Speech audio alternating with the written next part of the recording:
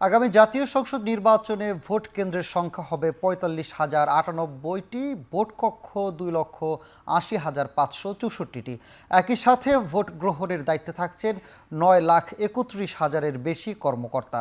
ইসির ভোট গ্রহণ কর্মকর্তাদের প্যানেল প্রস্তুত ও প্রশিক্ষণ কার্যক্রম সভা থেকে এ তথ্য নিশ্চিত করা হয়েছে।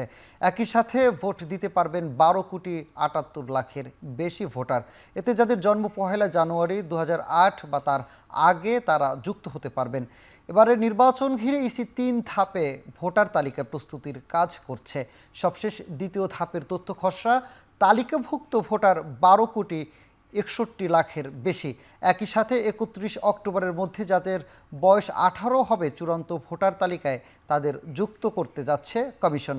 এছাড়া ভোট কেন্দ্রগুলোতে নজরদারিতে রাখতে কমিশনের পাশাপাশি সরকারের পক্ষ থেকে প্রস্তুতি নেওয়া হচ্ছে।